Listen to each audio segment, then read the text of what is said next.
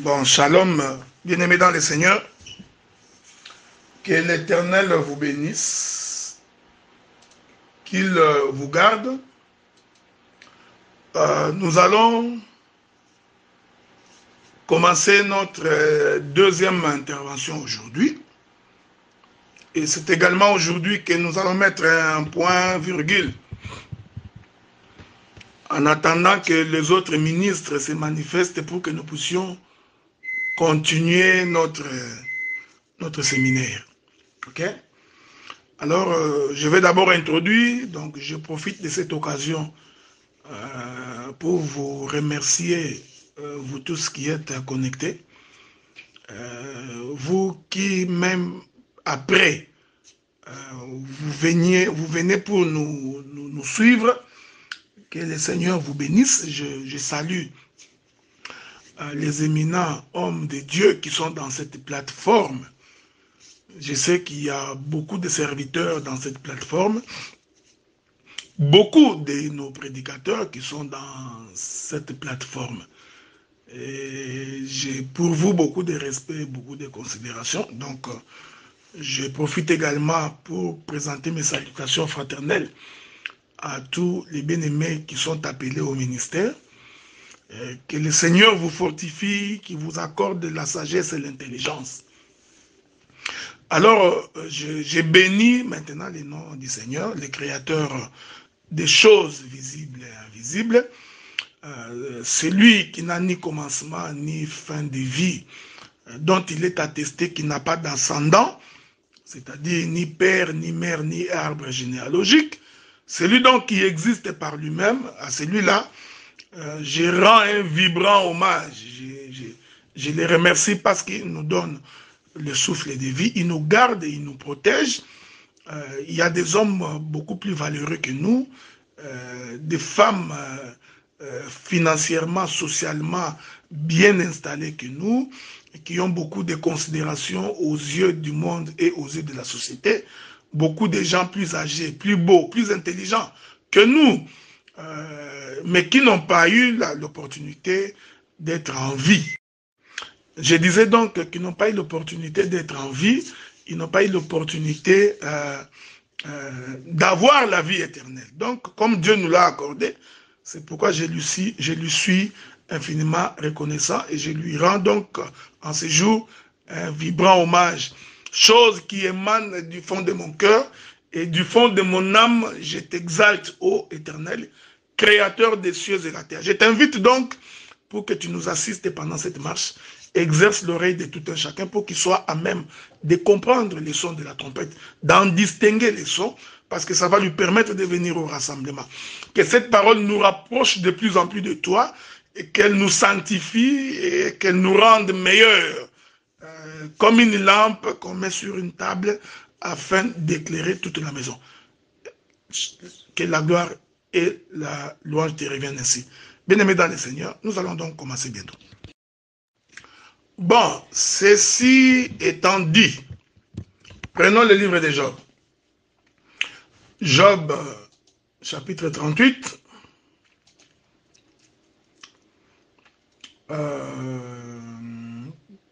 Bon, le verset 31, je vais d'abord lire ce verset-là, parce que c'est notre texte de base, hein? Donc Job, chapitre 38, le verset 31, je m'en vais lire. Noues-tu les liens des Pléiades, ou détaches-tu les cordages de l'Orion? Je répète l'écriture. Noues-tu les liens des Pléiades, ou détaches-tu les cordages de l'Orion? Je voudrais ajouter une autre écriture, ok? Je voudrais ajouter une autre écriture afin de pouvoir commencer mon intervention d'aujourd'hui. Je suis toujours dans le livre de Job, je crois. Hein? Je ne sais pas si je trouverai cette écriture-là. Sinon, je vous la donnerai plus tard. Ce n'est pas un péché. Ok? Donc, mais je voudrais quand même que je trouve cette écriture-là. C'est quand même important parce que ça va nous permettre de faire notre entrée dans la chose. Donc, vous savez, hier, là, j'avais déjà défini ce que c'est les Pléiades. Donc, j'ai donné les détails de ce que c'est les Pléiades. J'ai expliqué que les Pléiades, ce sont les étoiles, et que les étoiles représentent les fils de Jacob. J'ai donc confirmé avec les Écritures que le Pléiade ou les étoiles sont une constellation de 12 étoiles. Et j'ai attaché cela avec les 12 enfants de Jacob pour dire qu'il ne peut pas y en avoir au-delà de 12. Mais regardez, je prends le livre de Job, chapitre 38, là où nous sommes toujours. Je vais lire le verset 3. L'Éternel dit ceci: Saint terrain comme un vaillant homme, je t'interrogerai et tu m'instruiras. L'Éternel va donc demander à Job de mettre sa ceinture. Comme ça, quand Dieu lui posera la question, Job sera à même d'instruire l'Éternel. En d'autres termes, parce que l'instruction, c'est l'enseignement. Donc ici, Dieu dit à Job qu'il lui posera des questions et que Job, pour répondre aux questions de l'Éternel, Job doit donc instruire l'Éternel. Mais pour instruire l'Éternel, il faudrait donc que Job puisse mettre la ceinture. Donc, sans la ceinture, il n'y a point d'instruction. Il est merveilleux. Donc, nous comprenons que avant que Dieu ne demande à Job de mettre la ceinture, c'est que Job était un homme qui était habillé sans ceinture. Ok?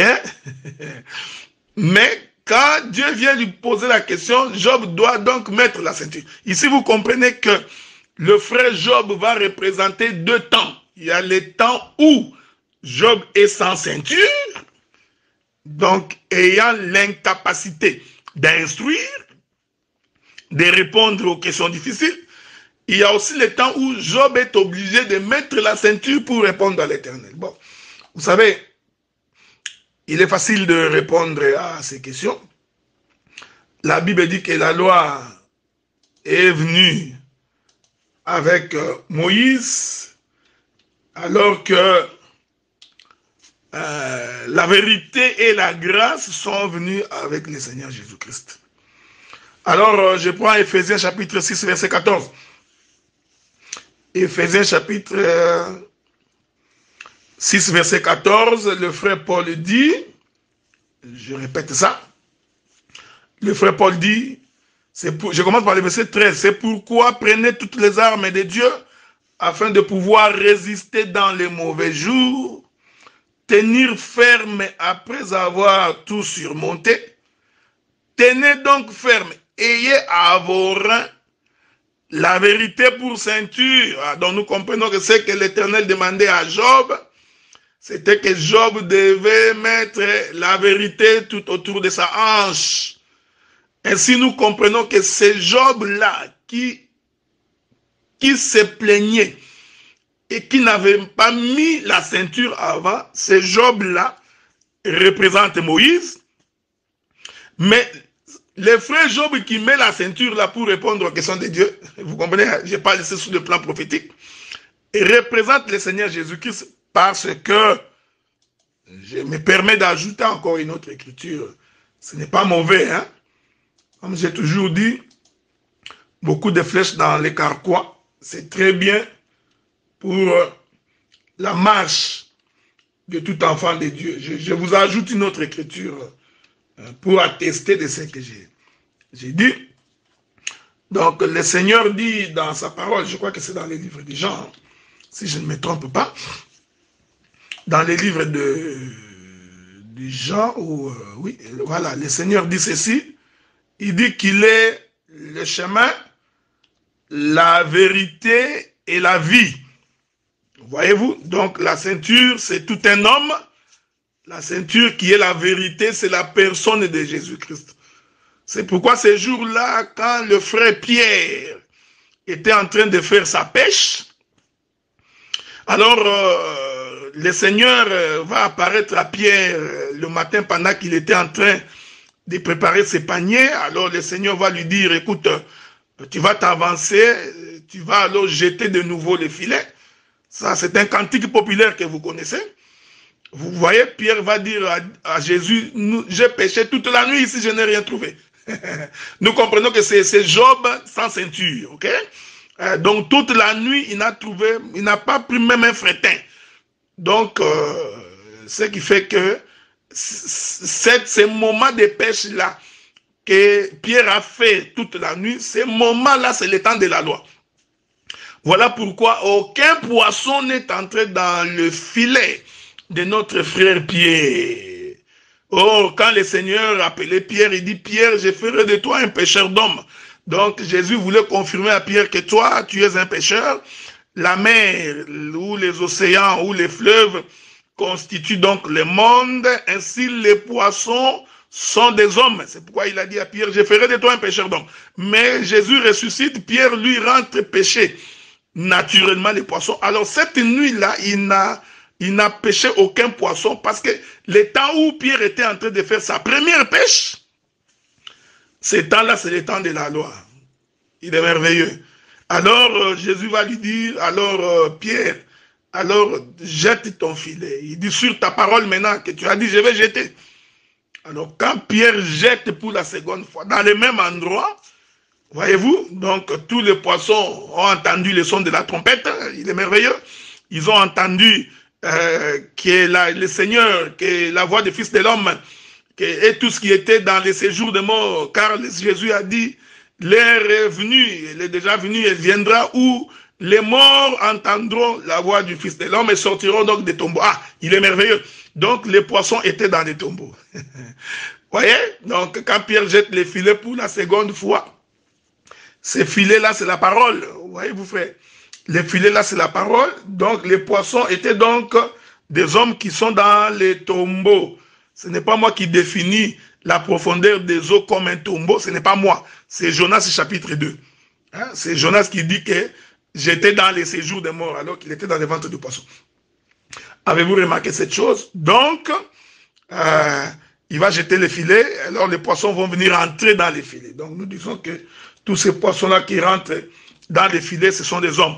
Donc le deuxième temps où Pierre a jeté les filets, c'est le temps de la grâce.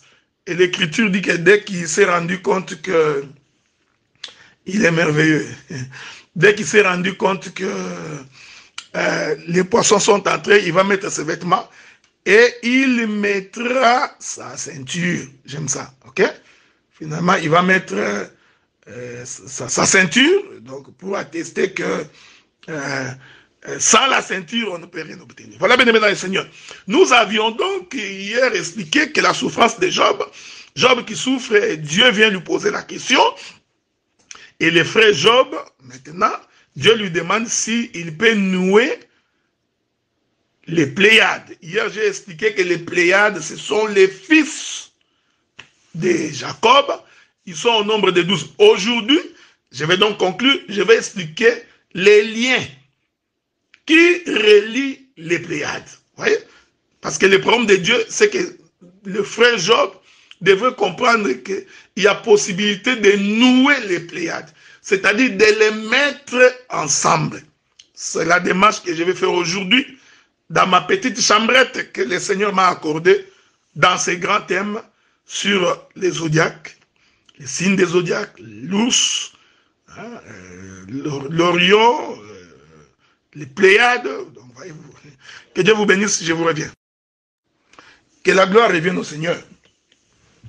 Donc,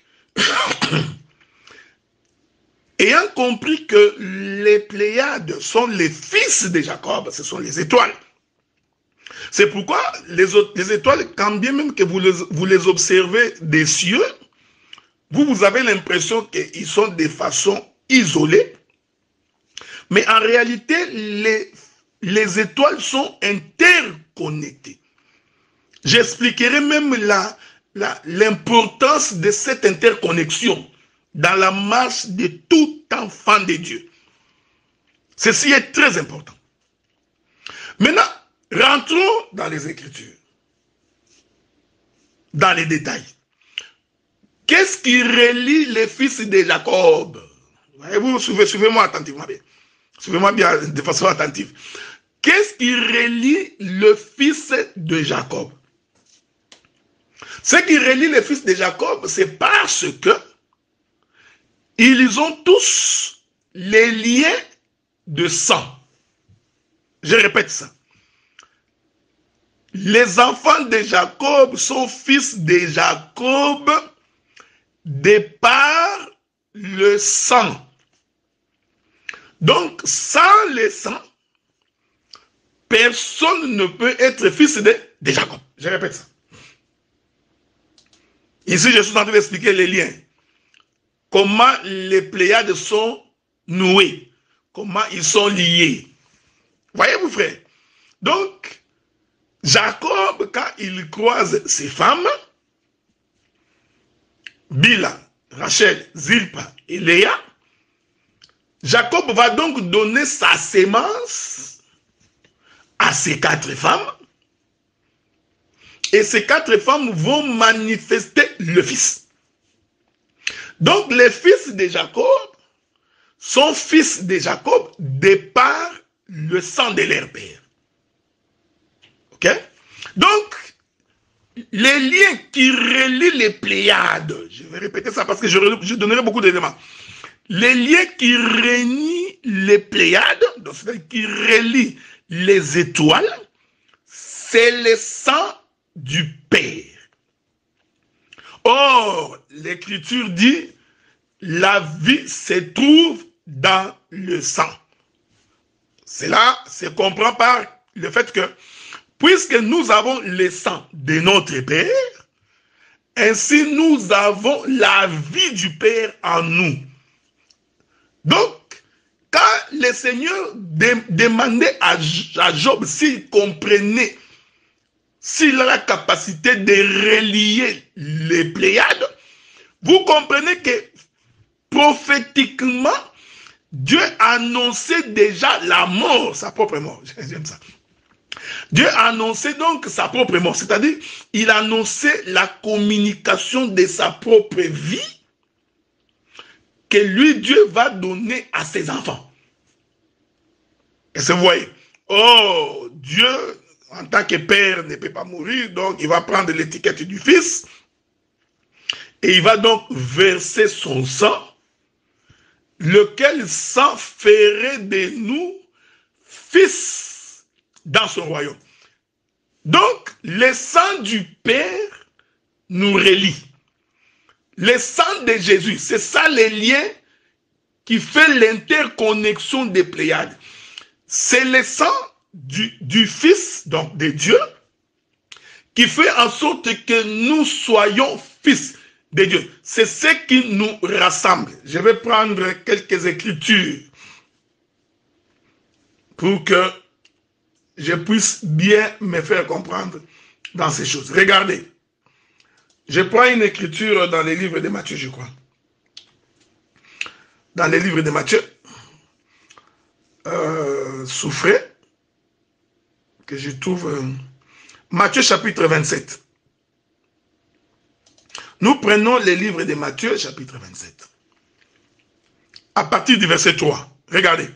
Alors Judas qui l'avait livré, voyant qu'il était condamné, se repentit, rapporta les 30 pièces d'argent aux principaux sacrificateurs et aux anciens.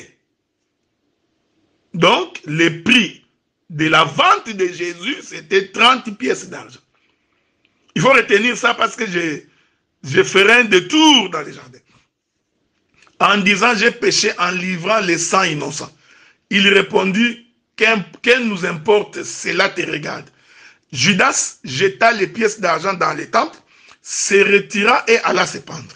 Les principaux sacrificateurs les ramassèrent et dirent, il n'est pas permis de les mettre dans les trésors sacrés.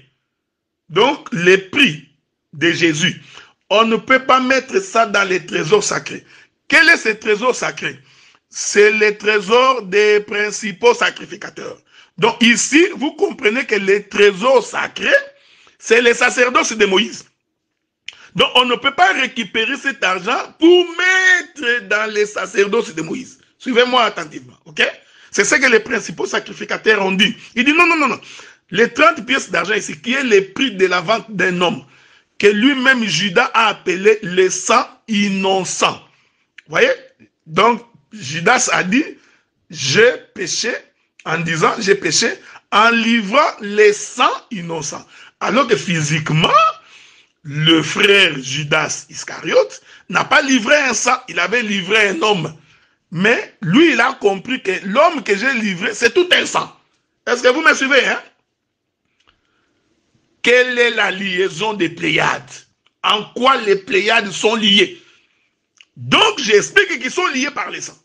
Donc, les principaux sacrificateurs diront, nous ne pouvons pas mettre cet argent dans les trésors sacrés, puisque c'est le prix du sang. Donc, Jésus, c'est tout un sang, ok?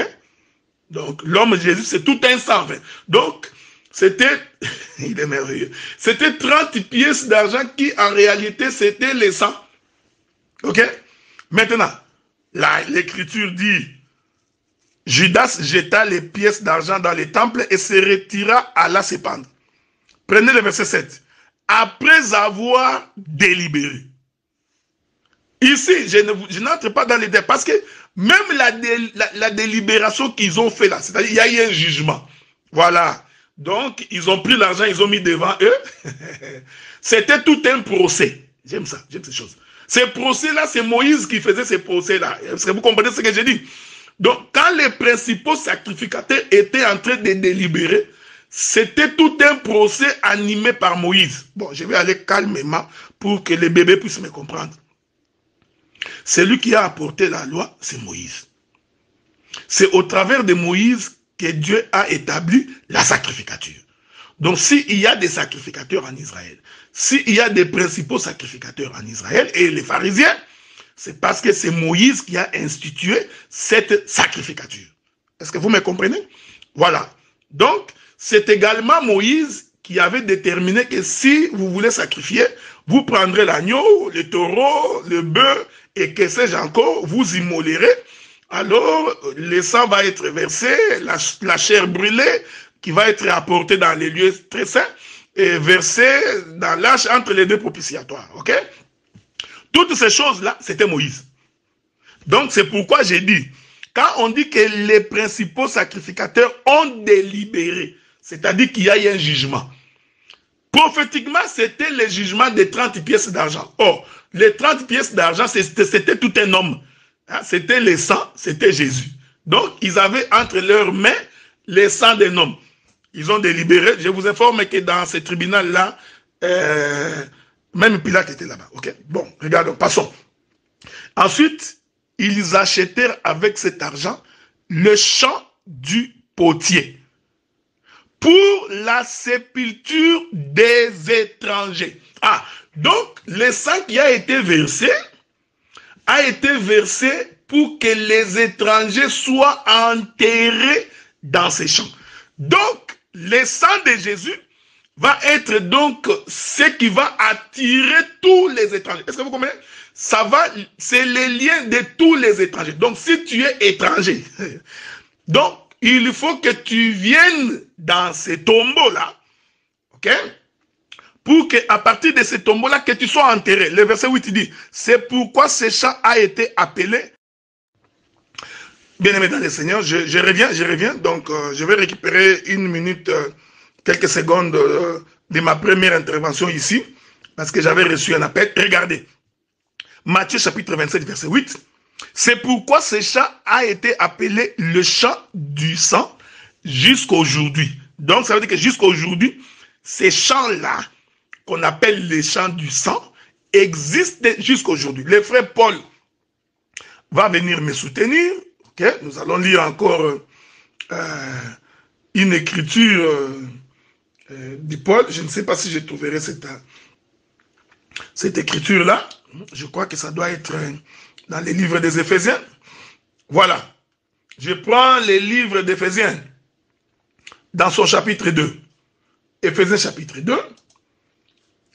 La Bible dit, parce que je vous ai dit que ce qui relie les fils, c'est le sang de leur père. Ok? Et nous disons que c'est Jésus qui est en train de verser le sang ici, c'est le père. Ok? Parce qu'il a dit à Philippe, Philippe, tu ne sais pas que qui m'a vu, a vu le père. Ok? Donc, dans une dispensation, le fils, c'est le père. Mais ce n'est pas l'objet de notre intervention. Je prends le livre de Éphésiens chapitre 2. Je commence par le verset 11. C'est pourquoi, vous autrefois païens dans la chair. Ici, j'explique la sépulture des étrangers qui devient les lieux des étrangers. Ok?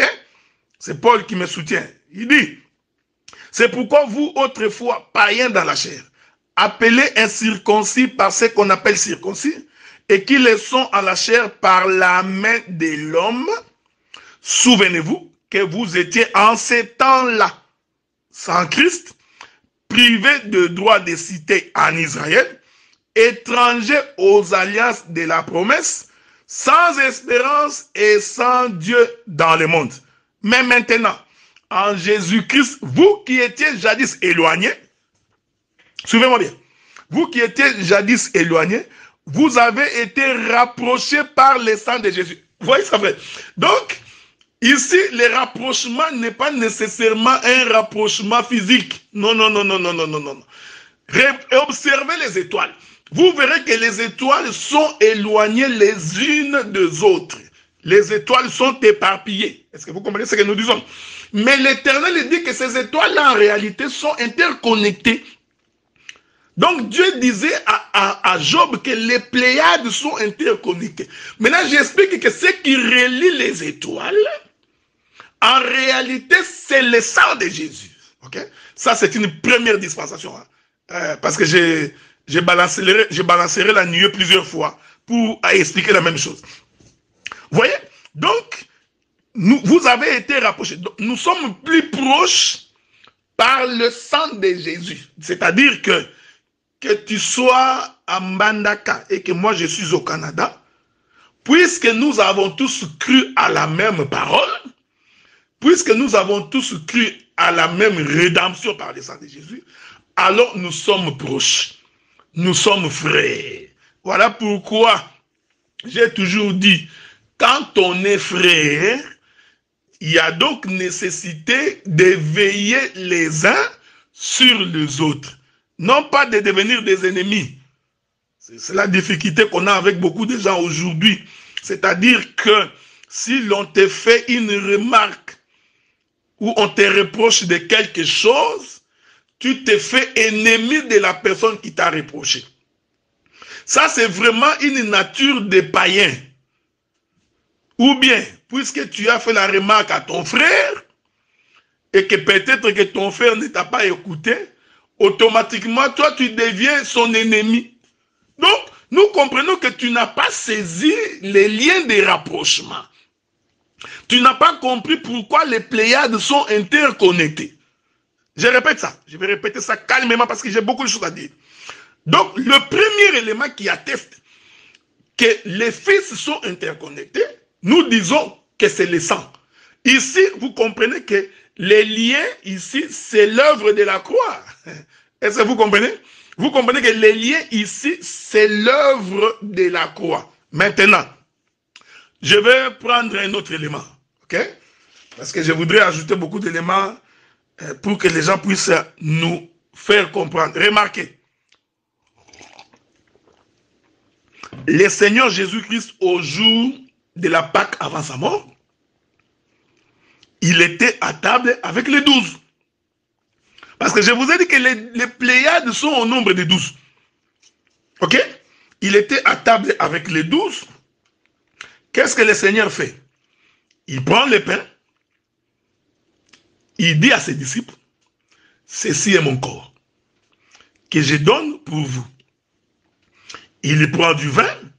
Il dit, ceci est mon sang, versé pour vous. Est-ce que vous voyez? Donc, il est en train de nouer les Pléiades. Il prend donc le pain, après l'avoir rompu, il distribua aux apôtres.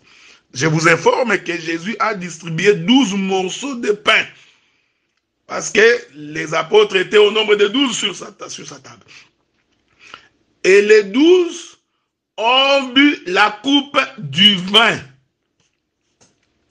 Est-ce que vous comprenez ce que nous disons? Voilà pourquoi il était en train d'interconnecter, de nouer les Pléiades. Donc nous sommes frères par la parole, bien-aimé dans le Seigneur. Donc, c'est pourquoi j'ai toujours dit à quelqu'un, à moins vraiment que tu ne confesses pas la même parole que nous, eh bien, dans ces cas-là, que faire de ce que tu fais? On s'en fout complètement. Mais quand nous avons la même parole, spirituellement, nous sommes interconnectés. Vous voyez, frère? Nous sommes liés, c'est ça. Donc, l'interconnexion des Pléiades annonçait justement la mort du Père. Voyez-vous, frère? Regardez, je prends le livre de Genèse chapitre 49. Ça, c'est un verset que vous connaissez déjà. Genèse chapitre 49, allons très vite. Genèse 49. La Bible dit ceci. Je voudrais quand même... Voilà, bien aimé, je vous reviens parce que les appels ne cessent de rentrer. Regardez, Genèse chapitre 49, c'est là où j'étais. Genèse 49, la Bible dit ceci. Je suis dans Genèse 49, le premier verset. Jacob appela ses fils et dit, assemblez-vous, je vous annoncerai ce qui vous arrivera dans la suite des temps. Ok? Ici, Jacob s'était déjà approché de sa mort. Il était vieux, parce que quand on devient vieux, on doit appeler les fils pour faire un testament. Donc, le testament, le frère Paul dit que un testament ne peut pas entrer en vigueur tant que le testateur est vivant. Okay? Donc, il faudrait donc que le testateur puisse mourir pour que le testament entre en vigueur. Donc, ici, Jacob, il s'approchait de sa mort. Il est merveilleux, il s'approchait de sa mort. Alors, qu'est-ce qu'il fait? Il va donc préparer son testament. Est-ce que vous voyez ça, frère? Ici, ce qui se passe dans Genèse 49, c'est ce qui se passe dans la chambre haute avant la Pâque. Donc, quand Jésus avait dit, entrez dans la ville, allez dans la maison d'un tel, là-bas, dites-lui que ce soir, le maître célébrera la Pâque dans ta maison. Donc, cette chose-là, Jésus était dans sa vieillesse. Donc, c'était au soir de sa vie, Jésus allait mourir, il était devenu vieux. Il est merveilleux. Oui, frère. Donc, la dernière Pâque de Jésus, Jésus était devenu vieux. Alors, qu'est-ce qu'il fait? Tout comme Jacob qui rassemble ses enfants. Est-ce que vous voyez ça? Tout comme Jacob qui rassemble ses enfants avant sa mort pour faire un testament. Suivez-moi attentivement. De la même manière ici aussi, Jésus aussi est en train de rassembler les 12. Parce que quand vous lisez l'écriture sur la bénédiction des fils de Jacob, vous constaterez qu'ils sont au nombre de 12. Ce n'est pas pour rien parce que ce sont les Pléiades, je dis encore, ce sont les étoiles. Hein? Donc j'ai déjà expliqué ça clairement hier, je ne reviens pas là-dessus. Or, les Pléiades doivent être interconnectées. Mais ceci n'est possible que quand le Père meurt, donc ici, quand Jacob dit ce qui vous arrivera à la suite des temps, il voulait dire qu'après ma mort. Ok? C'est ce que Jésus fait également dans la chambre haute. Avez-vous remarqué ça? Donc, il rassemble, les 12 là que Jésus a rassemblés, c'est aussi l'image des 12 fils de Jacob. Ici, Jésus c'est le Père. Donc, c'est Jacob qui annonce sa mort. Donc, quand Jésus rend le pain, il donne à chaque apôtre un morceau. Ceci est l'équivalent de la prophétie que Jacob a prononcée sur chacun de ses fils. Donc, chacun récupérait sa portion. Voyez-vous? Chacun récupérait la partie de son pain. Chacun récupérait son héritage. J'aime ces choses. Jacob appela ses fils et dit, assemblez-vous. Vous voyez, cette écriture-là où Jacob dit, assemblez-vous. J'ai dit, assemblez-vous là, c'est le sang qui est versé. C'est ça, Éphésiens chapitre 2, verset 22 que nous avons lu avec vous. C'est-à-dire, le sang de Jésus nous a rapprochés. Donc, c'est sa mort qui nous a rapprochés. Maintenant, regardez, frère. Je vais prendre un autre témoin. Hein, donc, pour expliquer la même chose. Vous comprenez que ce que je suis en train de dire est très profond. C'est-à-dire qu'il y a de la matière pour tous les ministres à exploiter. C'est-à-dire que quand on est enfant de Dieu, nous sommes frères par la parole. Nous sommes frères par le sang de Jésus qui a été versé. Et ce sang-là nous a rapprochés de Christ. Le mouvement de rapprochement là, c'est ça aussi, quitter le monde, venir à Jésus. Venez à moi, vous tous qui êtes chargés. C'est un déplacement de celui qui quitte le monde, qui vient au rassemblement. Ce qui les rassemble, voilà, je vais virguler, le sang là, c'est aussi le son de la trompette. Bon, attendez. Hein, c'est pas moi. Hein. Donc je vais essayer de, de vous trouver une écriture, hein, avec votre permission. Hein, je ne sais pas si je vais trouver cette écriture-là. Il y a une écriture qui dit ceci. Attendez.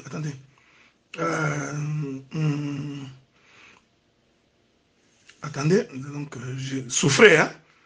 Je suis en train de chercher l'écriture où le Seigneur dit que le sang de Jésus est en train de crier plus que le sang d'Abel.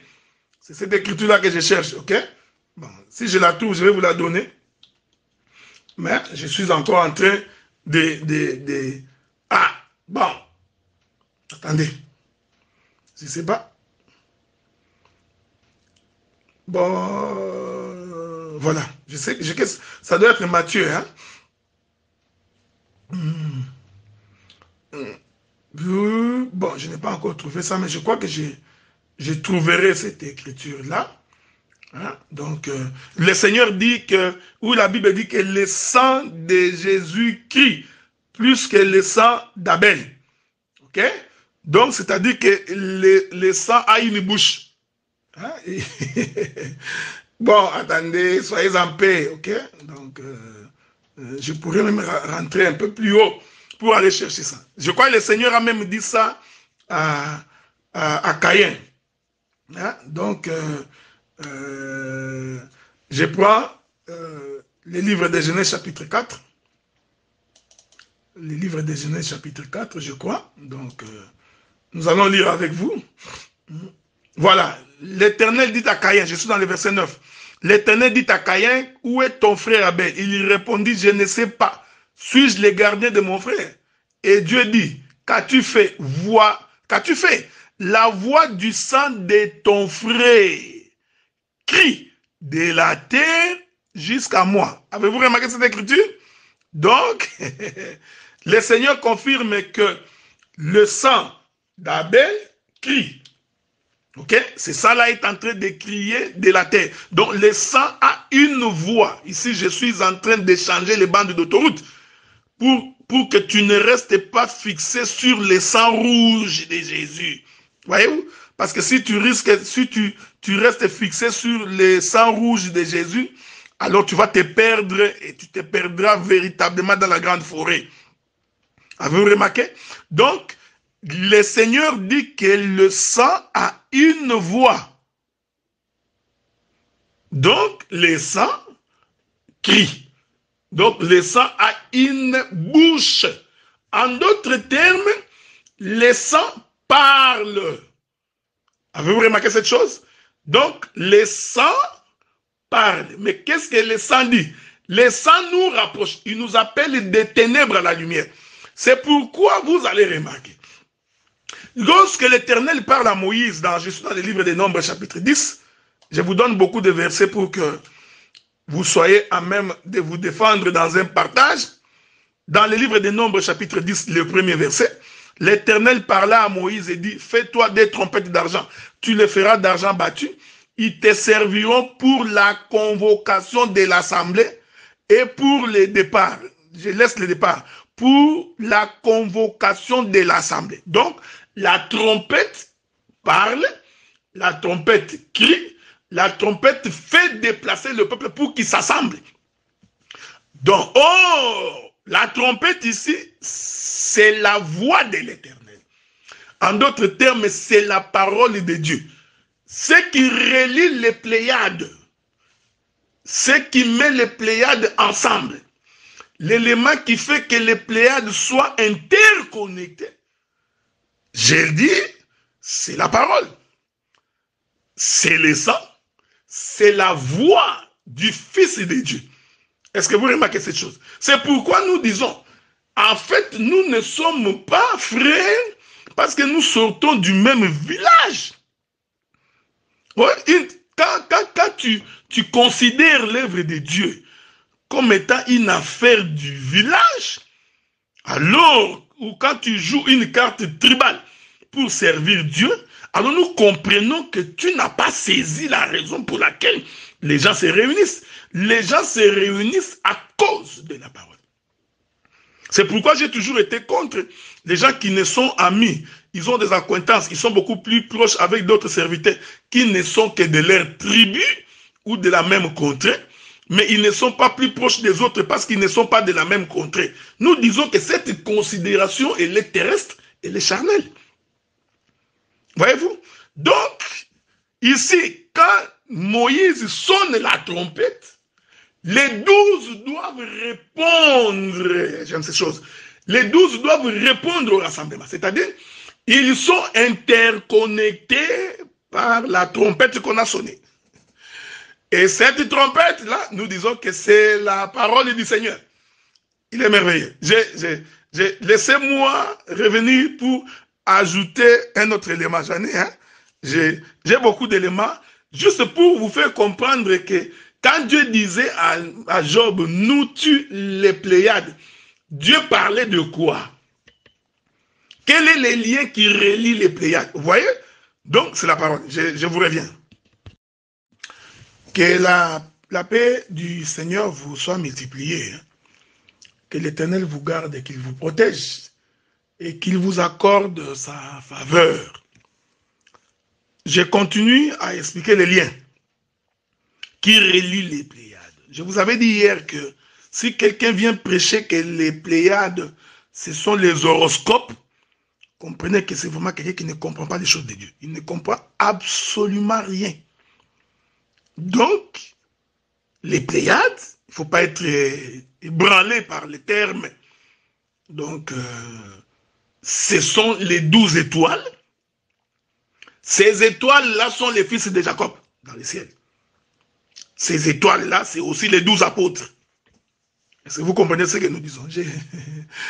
Il est merveilleux. J'ai dit ça parce que je voudrais dire quelque chose qui puisse ne pas vous scandaliser. Ok? Je voudrais dire une chose pour que tu ne sois pas scandalisé.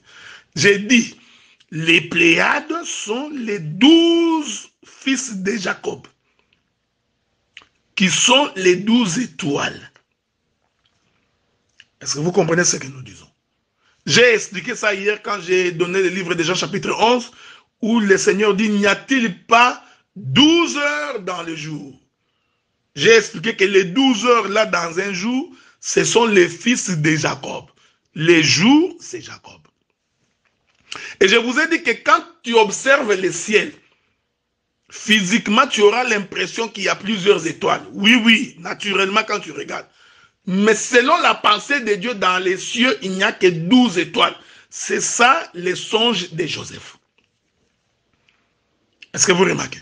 Alors un jour, le Seigneur était sur la terre. Jésus était sur la terre. Là, je viens de quitter, je quitte le ciel. Je descends sur la terre.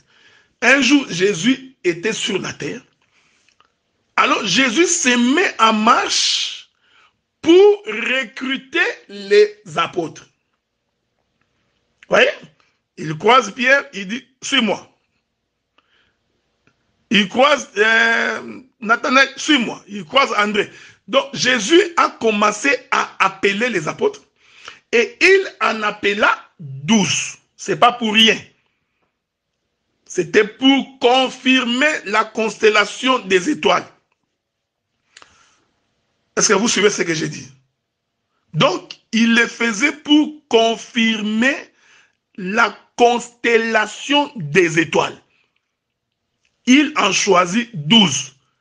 Les 12 là sont devenus frères par Jésus-Christ. Donc ici, nous avons les Pléiades qui sont les étoiles au ciel et dont la représentation des 12 est sur la terre par les apôtres. Je répète ça. Ainsi, suivez-moi attentivement parce que je veux balancer la nuée. Ainsi, les prophètes sont les cieux, les apôtres sont la terre. Parce que vous savez que les prophètes, il y en a 12, non? J'ai toujours dit qu'il y a 12 prophètes dans la Bible. Il n'y a aucun prophète qui ne soit sorti en Israël s'il n'est pas sorti parmi les 12 tribus. Ok? Donc, les prophètes en soi sont au nombre de 12. Ce sont les fils de Jacob. Donc, que tu sois prophète dans la tribu de Manassé, d'Issachar ou des Zabulon, peu importe, mais les vrais prophètes, que vous soyez 50, c'est pas grave. Mais les prophètes sont 12. Les apôtres sont aussi 12. Avez-vous remarqué cela? Donc, c'est la constellation des étoiles. C'est très important ce que j'ai dit. Maintenant, vous allez remarquer quelque chose qui va arriver. Quand nous arrivons le 3e jour de la création, ça vous connaissez l'histoire, la terre va sortir des eaux, et puis la pluie va tomber, ça va germer, les plantes vont germer. Maintenant, quand Lévi naît, ok, parce que la Bible dit dans le livre de Genèse que l'Éternel il a fait quoi? Il a séparé le ciel et la terre par l'étendue. Ok? Il est merveilleux.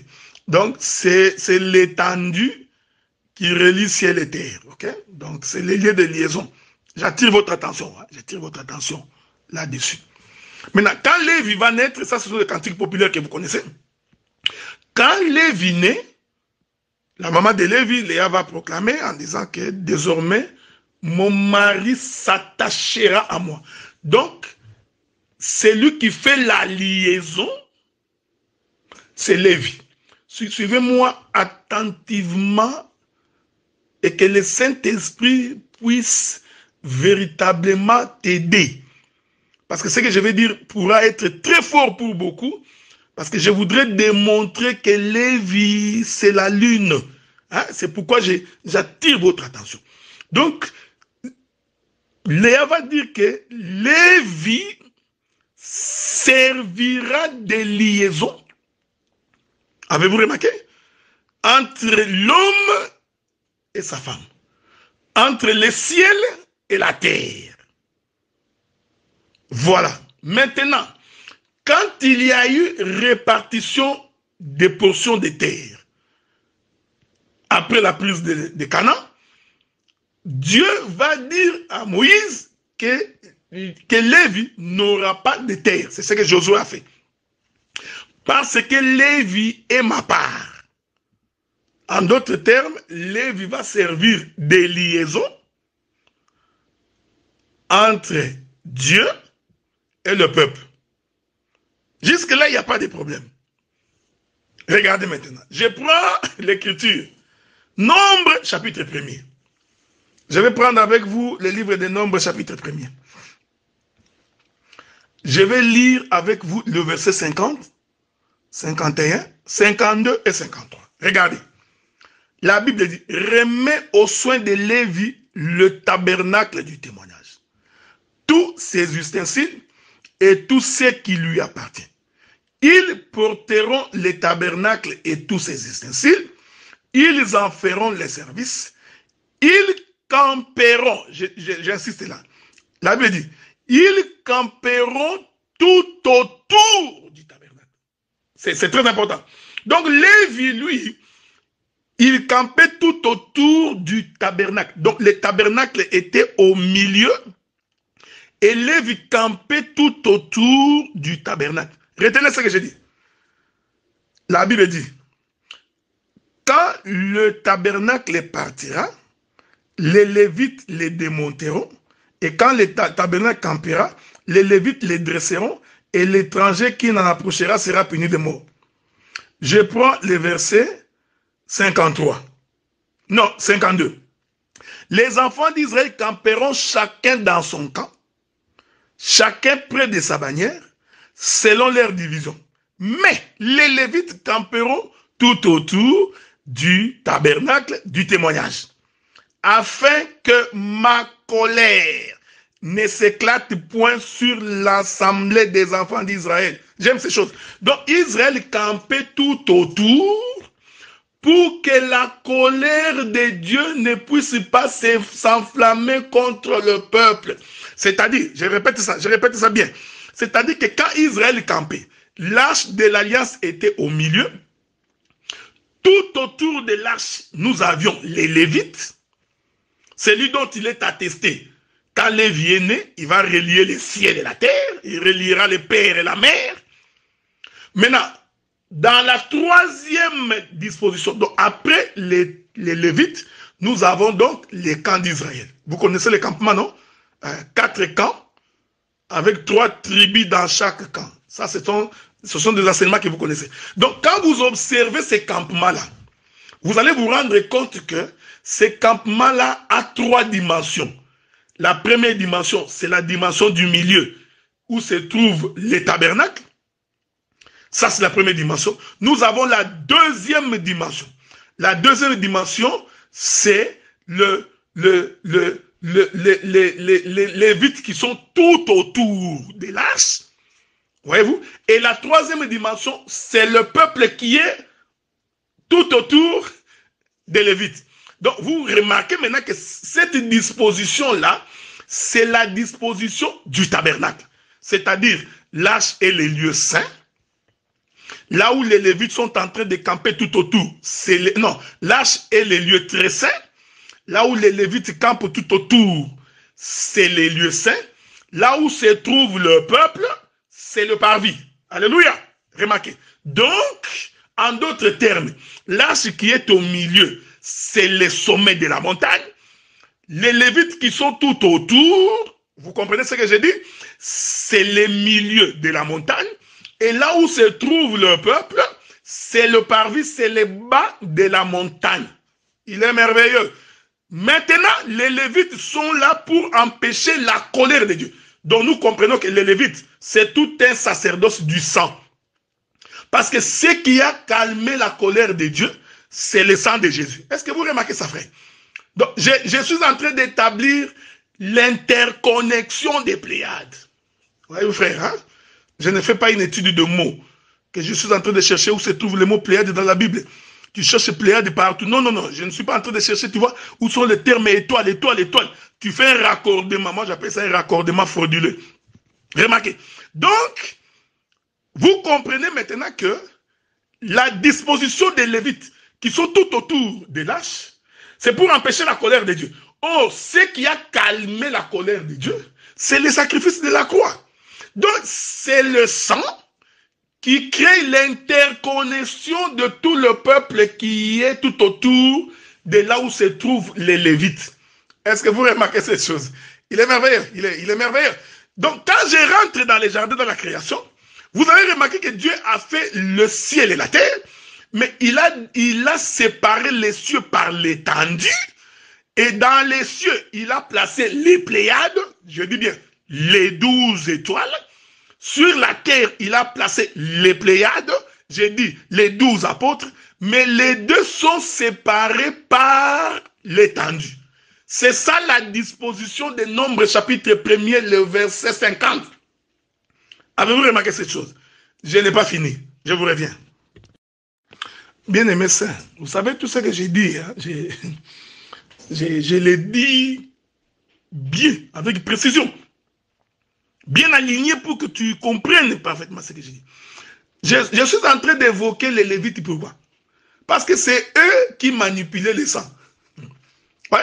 Donc les Lévites étaient les manipulateurs des sangs, les sacrificateurs. Parce qu'ils représentaient l'image du sacerdoce de Jésus.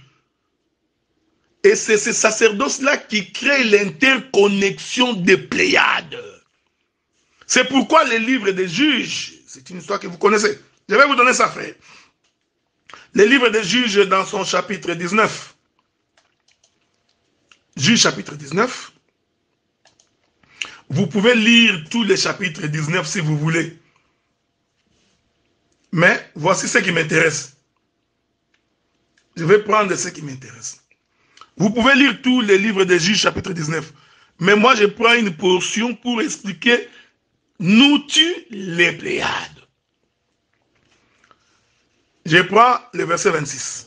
Je vais lire pour votre gouverne. Vers le matin, cette femme alla tomber à l'entrée de la maison de l'homme chez qui était son mari. Elle resta là jusqu'au jour. Et le matin, son mari s'éleva, ouvrit la porte de la maison, sortit pour continuer son chemin. Mais voici sa femme, virgule, sa concubine. Ici, ce n'est pas l'objet de notre intervention. Pourquoi il appelle femme et concubine au même moment? Parce qu'il y a une double dispensation ici. Mais ce n'est pas ce qui m'intéresse. Il dit, je continue, l'homme sortit pour continuer son chemin, mais voici, la femme, sa concubine, était étendue à l'entrée de la maison, les mains sur le seuil.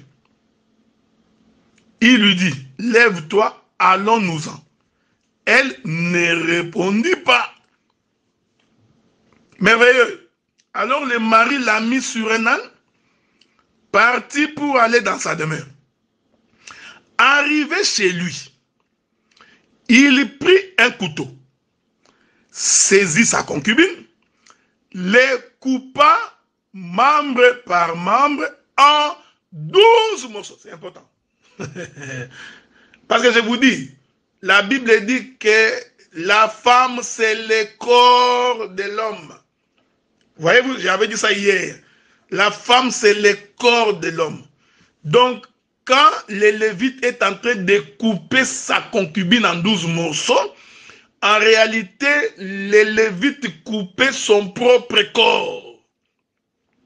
Or, dans la chambre haute, avez-vous remarqué cette chose? Jésus, quand il a pris le pain, il a dit, ceci est mon corps. Donc, c'était la concubine. Et c'est Jésus-là qui prenait le pain, c'est les Lévites. Voyez-vous, je vous avais dit que Jésus a coupé le pain en 12 morceaux pour donner aux apôtres. Suivez-moi attentivement, frère. Ici, le Lévite qui est arrivé chez lui dans sa maison. Cette maison-là, c'est la chambre de la Pâque. Maintenant, quand le Lévite il prend sa concubine, il lui coupe en 12 morceaux, ce geste-là est hautement prophétique. Ici, nous sommes en train de célébrer la mort de l'agneau. Voyez-vous? Donc, il coupe, c'est pas pour rien qu'il la coupe membre par membre en 12 morceaux. Est-ce que vous comprenez ce que nous disons? En 12 morceaux. Donc, cette femme-là, c'est tout un pain. C'est tout un pain, frère. C'est un pain. Voyez-vous? La femme-là, c'est toute une nourriture. Alléluia, frère. Regardez, regardez, regardez. Qu'est-ce qu'il fait? Il envoya dans tous les territoires d'Israël. Ah, donc, les Lévites, en coupant sa concubine en 12 morceaux, il va donc envoyer dans chaque tribu un morceau. Ah. Donc, les morceaux envoyés faisaient l'interconnexion des tribus. Il est merveilleux. Le Père de gloire. Est-ce que vous remarquez? Donc, les morceaux qu'on envoie, c'est ça les liens des Pléiades. Avez-vous remarqué? Donc, c'est avec ça qu'on est en train de nouer les Pléiades. Donc, c'est le corps de cette concubine. Et je dis que le corps de cette concubine, en réalité, c'est le corps de Lévite lui-même. Parce que je vous avais dit hier que la femme, c'est le corps de l'homme. Est-ce que vous comprenez? Ainsi, vous allez... Il est merveilleux. Ainsi, vous allez comprendre que lorsque Jacob donne naissance à 12 enfants, en réalité, c'était Jacob lui-même qui s'est coupé son propre corps. Donc, les 12 enfants de Jacob, en réalité, sont les 12 morceaux du corps de Jacob. C'est pourquoi Dieu avait dit à Moïse, quand vous construirez ou vous bâtirez l'autel, placez les 12 fils de Jacob pour que Jacob se mette debout. Donc, ici, vous voyez, c'est tout un autel. Il va donc envoyer chaque morceau dans chaque tribu. Donc, les morceaux envoyés dans chaque tribu, c'était tout un message. Voyez-vous, frère, il est merveilleux, le Père de gloire. C'est ça les liens des Pléiades. Oh, cette concubine qu'on coupe en morceaux ici, c'est la mort de Jésus. Avez-vous remarqué cette chose? Il y a beaucoup de choses à dire ici. Ici, les Lévites, c'est tout un sacrificateur qui récupère son propre corps. Vous avez l'enseignement, non? Jésus, il est lui-même le sacrifice, lui-même le sacrificateur. Donc, les Lévites ici, c'est tout un sacrificateur qui récupère sa concubine, qui est son propre corps. Il coupe, donc il se donne lui-même, il coupe. J'aime sa manière de couper. Il n'a pas coupé en 13 morceaux. Il coupe en 12 morceaux parce que lui, le sacrificateur, savait que les Pléiades, donc les étoiles, sont au nombre de 12. Donc ici, cette écriture, c'est aussi, je vous ai dit, c'est la célébration de la Pâque. Et regardez, il envoie dans tous les territoires d'Israël. Verset 30 de Juges, chapitre 19. Tous ceux qui virent cela dirent, jamais rien de pareil n'est arrivé, ne s'est vu depuis que les enfants d'Israël sont montés du pays d'Égypte jusqu'à ce jour. Prenez la chose à cœur, consultez-vous, alléluia, et parlez. Ah, tu n'as pas vu, hein? Regardez. Juge chapitre 20. Allons au chapitre 20. Prenons le chapitre 20. Le premier verset, c'est là que je vais me limiter. Écoutez ce que la Bible dit. Tous les enfants d'Israël sortirent. Vous voyez? Quand le morceau a été envoyé, les liens des Pléiades, qu'est-ce qui nous relie? Tous les enfants d'Israël sortirent depuis Dan jusqu'à Beth-Sheba et au pays de Galade. L'assemblée s'est réunie comme un seul homme devant l'Éternel à Mitzpah. Je vais changer de langage. L'assemblée s'est réunie comme Adam devant l'Éternel. Adam est un homme à 12 morceaux. J'aime ça. Adam est un homme à 12 morceaux. L'assemblée s'est réunie comme un seul homme devant l'Éternel à Mitzpah. Ah, donc, lorsque chaque territoire a reçu la portion qui lui revenait, tous les enfants d'Israël sont devenus un seul homme. Avez-vous remarqué? Ils sont donc interconnectés. Les 12 morceaux n'ont fait qu'un seul homme, un seul corps. Alléluia. Nous sommes un en Jésus. Nous sommes un parce que nous croyons à la parole. Nous sommes un parce que nous partageons le même pain. Est-ce que vous remarquez ce que nous disons, frère? C'est en cela que nous sommes un. Nous ne sommes pas un parce que nous venons de la même contrée. Nous ne sommes pas un parce que nous venons du même pays. Nous ne sommes pas un parce que nous venons du même village. Mais nous sommes un parce que les Lévites a coupé sa concubine qui est son propre corps en 12 morceaux. Il a distribué. Après avoir distribué, chacun de nous, dès qu'il a pris, il a dit consultez l'Éternel et parlez.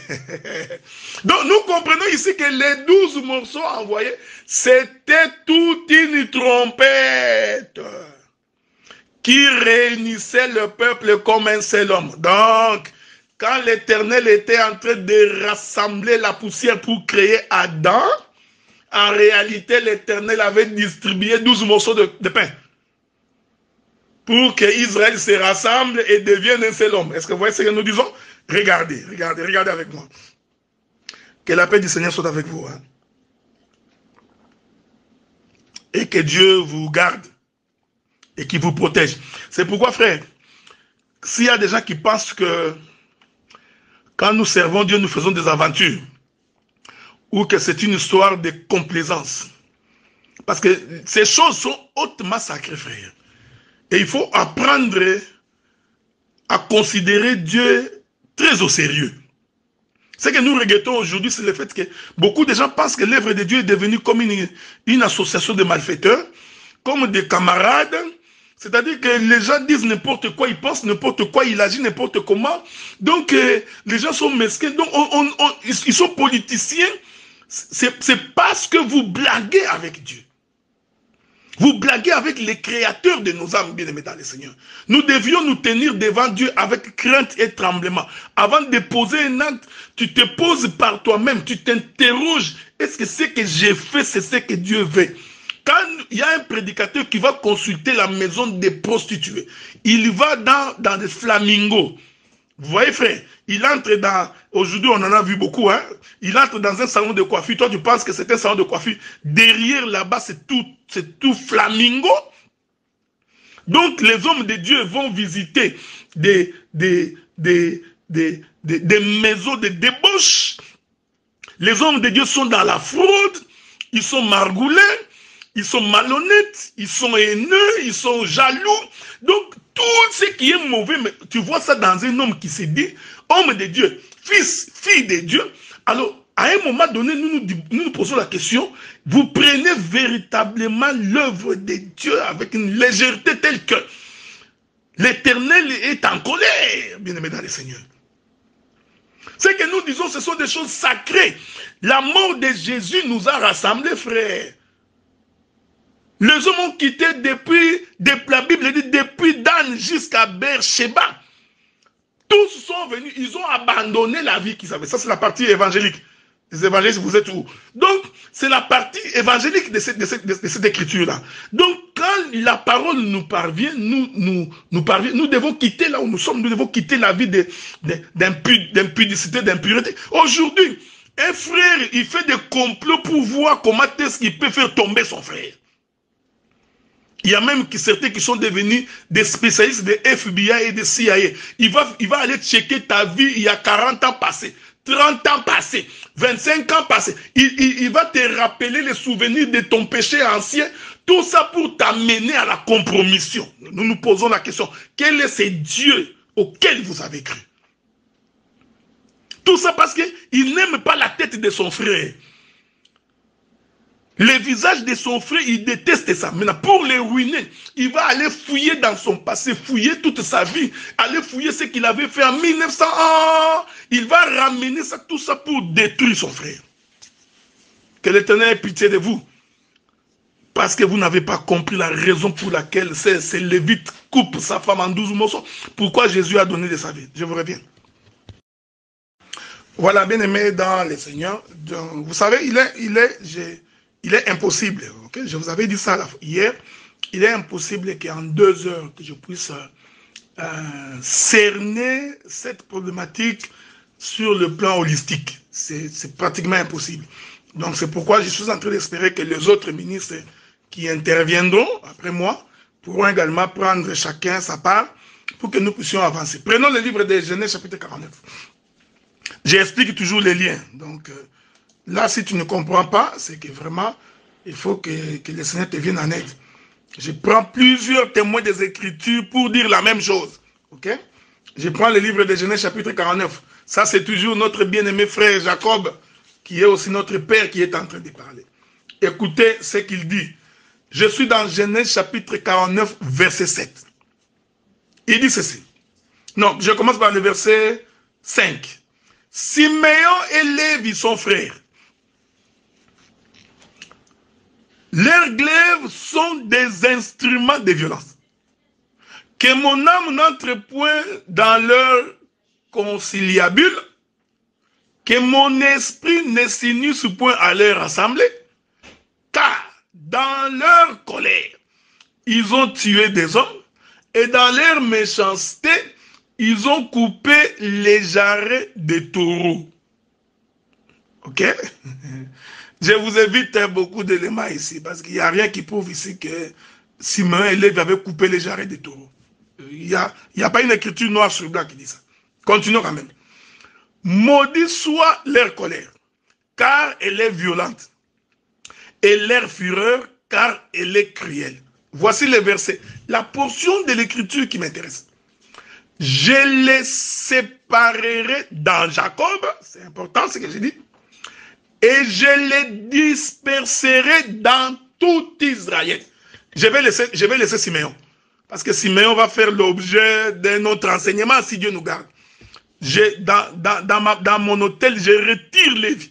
Donc ici, Jacob dit que, en tout cas, Lévi, il va les séparer dans Jacob et il va les disperser dans tout Israël. Donc Lévi, c'est quelqu'un qui doit être distribué dans tout Israël. Donc maintenant, vous comprenez que le Lévite qui est en train de couper sa concubine, je vous avais dit que la concubine étant la femme de Lévite, donc cette concubine, c'est le propre corps de Lévi. Voyez-vous? Maintenant, quand Lévi coupe sa concubine, ici Lévi devient Jacob, dans la prophétie de Genèse 49. Donc il va couper sa concubine. Sa concubine, là, c'est toujours le corps de Lévi, parce que c'est sa femme. Qu'est-ce qu'il fait? Il va disperser ces différents morceaux dans tout Israël. Donc, cette écriture ici, qui a plusieurs accomplissements. Donc, disperser Lévi dans tout Israël. Suivez-moi attentivement, parce que je donnerai les différents accomplissements de cette écriture. On prend Lévi, mais puisque Lévi est un, donc on ne peut pas les disperser en entier. Donc, pour les disperser, il faut quoi? Il faut les couper. Donc, vous voyez, cette écriture annonce la mort de Jésus, qui nous relie les liens des Pléiades. Est-ce que vous avez remarqué? Donc ici, Jacob a déjà annoncé la mort de Lévi, qui est la préfiguration de la mort de Jésus. Donc, on doit couper Lévi pour les disperser. Il n'y a pas de moyen. On ne peut pas faire autrement. Okay? Vous voyez, il y a beaucoup d'éléments qui entrent ici en ligne de compte. Regardez maintenant. Comment commence là? Il y a encore un autre témoignage des Écritures que je voudrais vous donner. Ah, un autre témoin des Écritures, parce que je vais finir bientôt. Je crois avoir débordé mes 60 minutes. Prenons le livre des Nombres. Nombre chapitre 35. Premier verset. L'Éternel parla à Moïse dans les plaines de Moab près du Jourdain, vis-à-vis de Jéricho. Il dit: ordonne aux enfants d'Israël d'accorder aux Lévites, sur l'héritage qu'ils posséderont, des villes où ils puissent habiter. Ici, j'explique comment Lévi est dispersé dans tout Israël pour servir des liaisons entre les Pléiades. Hein, voyez-vous? Servir des liaisons, les liens des Pléiades. Il dit, des villes où ils puissent habiter. Vous donnerez aussi aux Lévites une banlieue autour de ces villes. Ils auront les villes pour y habiter et les banlieues seront pour leur bétail, pour leurs biens et pour tous leurs animaux. Beaucoup de choses à dire ici. Je suis en train de lever les panneaux, mais je m'en vais. Les banlieues des villes que vous donnerez aux Lévites auront à partir du mur de la ville et au dehors 1000 coudées tout autour. Vous mesurerez en dehors de la ville 2000 coudées pour le côté oriental, 2000 coudées pour le côté méridional, 2000 coudées pour le côté occidental, 2000 coudées pour le côté septentrional. La ville sera au milieu, telles seront les banlieues de leur ville. Que le Seigneur nous garde, qu'il nous préserve. Plus tard, nous reviendrons avec un séminaire sur les villes, les banlieues, et pourquoi tous ces côtés. Regardez verset 6. Parmi les villes que vous donnerez aux Lévites, il y aura 6 villes de refuge où pourra s'enfuir les meurtriers et 42 autres villes.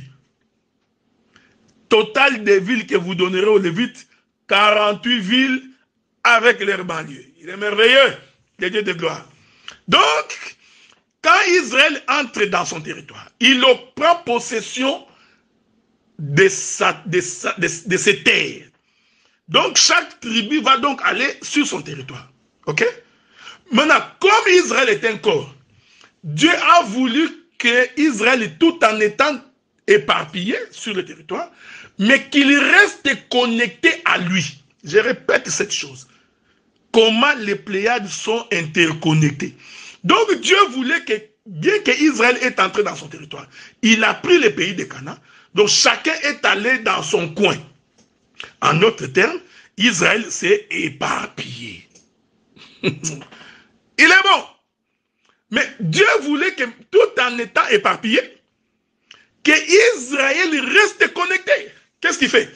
Il dit, bon, dans vos territoires, là, où vous êtes éparpillés, vous allez faire en sorte que Lévi puisse avoir une place. Voyez-vous? Parce qu'il avait prophétisé dans Jacob que je disperserai Lévi dans tout Israël. Donc, il leur dit, quand vous prendrez possession des territoires, de vos villes, faites en sorte que dans chaque ville, que Lévi puisse avoir une place, frère. Oh, il est merveilleux. Quand vous êtes une assemblée de Dieu, une assemblée de Jésus-Christ, une assemblée des saints, une assemblée des élus, rassurez-vous que Lévi a une ville dans votre territoire. Non seulement qu'il a une ville, mais il doit aussi avoir un banlieue. C'est très important. Une banlieue pour ses animaux. J'aime ces choses, hein? Les banlieues pour les bétails, c'est très important. Donc, dans chaque territoire, voyez, donc qu'est-ce que Dieu fait? Maintenant, il va disperser Lévi dans tout Israël. Voyez, c'est ça les liens des connexions des Pléiades. C'est ça les liens qui réunissent les Pléiades, qui réunissent les 12 fils de Jacob. Donc, la présence de Lévi, voyez-vous, c'est ça les 12 morceaux du corps de la concubine de Lévite. Voyez-vous, frère? Donc, c'est la présence de Lévi dans chaque territoire. Ainsi, tant que Lévi est dans un territoire, vous êtes en interconnexion. Pourquoi Ruben est frère avec Siméon? C'est parce que c'est Lévi qui les relie dans chaque ville. Pourquoi Judas est frère avec Zabulon? C'est parce que dans chaque territoire, Lévi s'y trouve. Pourquoi Nephtali est frère avec Issachar? C'est parce que Lévi est dans ces territoires. Voyez-vous? Or, Lévi, c'est lui qui relie les cieux de la terre, c'est-à-dire, c'est l'œuvre de la croix. Avez-vous remarqué cette chose? Bien aimé dans le Seigneur, les villes de refuge servaient aussi d'interconnexion. Voilà pourquoi quand quelqu'un pêche, il doit donc courir vers le Seigneur Jésus-Christ pour être soutenu et pour être sauvé. Je pense avoir fini mon intervention d'aujourd'hui. Et je n'ai nullement la prétention d'avoir abordé tous les aspects. Mais avec la petite grâce que j'ai essayé de vous expliquer ce que c'est les Pléiades et comment les Pléiades sont liées. Qu'est-ce que c'est les liens des Pléiades? Je conclus.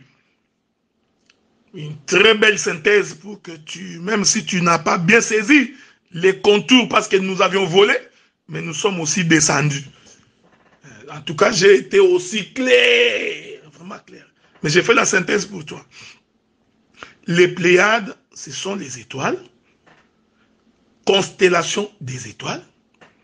Et selon la vision de Joseph, les étoiles sont les 12 fils de Jacob.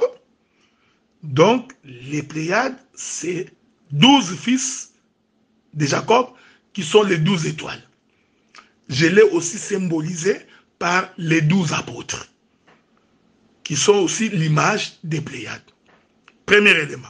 Deuxième élément, j'ai expliqué qu'en tant que fils, on est interconnecté parce que Dieu a dit à Job s'il a la possibilité de nouer les Pléiades, de relier les Pléiades. Maintenant, j'ai expliqué comment les Pléiades sont reliées. Nous, en tant que fils de Dieu, nous, en tant qu'enfants de Dieu, nous, en tant que peuple de Dieu, quand bien même que nous sommes éparpillés sur toute l'étendue de la terre, nous sommes reliés par l'œuvre de la croix, par le sacrifice de Jésus. J'ai visité Lévi de plusieurs manières. Je suis monté, je suis descendu, j'ai dépiécé Lévi, tout simplement pour t'expliquer qu'ici, Lévi, étant l'ombre de notre Seigneur Jésus-Christ, c'est lui qui nous relie.